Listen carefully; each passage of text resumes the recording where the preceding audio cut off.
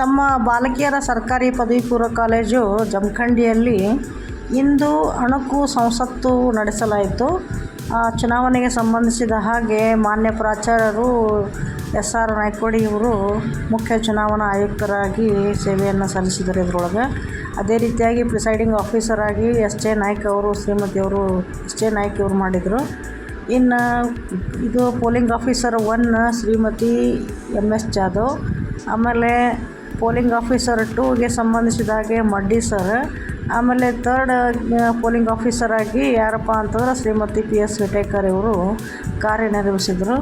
ವಿದ್ಯಾರ್ಥಿನಿಯರಿಗೆ ಚುನಾವಣೆಗೆ ಸಂಬಂಧಿಸಿದಾಗ ಸಂಪೂರ್ಣ ಜ್ಞಾನವನ್ನು ನೀಡಬೇಕು ಅಂಥೇಳಿ ನಾವೇನು ಮಾಡಿದ್ದೀವಪ್ಪ ಅಂತಂದ್ರೆ ಈ ಅಧ್ಯಕ್ಷೀಯ ಚುನಾವಣೆಗಾಗಿ ಪರೋಕ್ಷ ಚುನಾವಣೆಯನ್ನು ಏರ್ಪಾటు ಮಾಡಿದ್ದೀವಿ.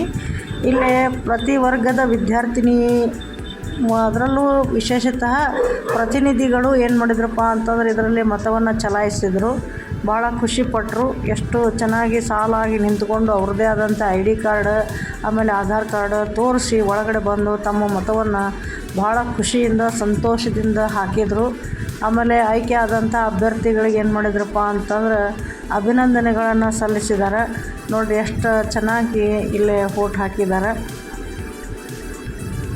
ಬಾಲಕಿಯರ ಸರ್ಕಾರಿ ಪದವಿ ಪೂರ್ವ ಕಾಲೇಜು ಜಮಖಂಡಿಯಲ್ಲಿ ಅಣಕು ಸಂಸತ್ತು ಚುನಾವಣೆ ಏರ್ಪಡಿಸಲಾಯಿತು.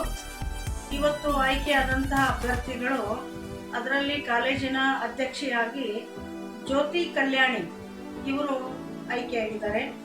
ಇನ್ನು ರಿಯಾ ತಳಿಹಾಳ್ ಇವರು ಏನು ಮಾಡಿದಾರಪ್ಪ ಅಂತಂದ್ರೆ ಪ್ರಧಾನಿ ಹುದ್ದೆಯನ್ನು ಅಲಂಕರಿಸಿದ್ದಾರೆ. ಚಂದ್ರಿಕಾ ಹರಿಜನ್ ಇವರಿಗೆ ಸಭಾಪತಿ ಹುದ್ದೆಯನ್ನು ನೀಡಲಾಗಿದೆ. ಆಮೇಲೆ ಲಕ್ಷ್ಮೀ ಕತಾಟೆ ಇವರು ವಿರೋಧ ಪಕ್ಷದ ನಾಯಕಿಯಾಗಿ ಆಯ್ಕೆಯಾಗಿದ್ದಾರೆ ಎಂಬ ಘೋಷಣೆಯನ್ನು ನಮ್ಮ ಪ್ರಾಚಾರ್ಯರ ಪರವಾಗಿ ಮಾಡ್ತಾ ಇದ್ದೀನಿ. ಧನ್ಯವಾದಗಳು.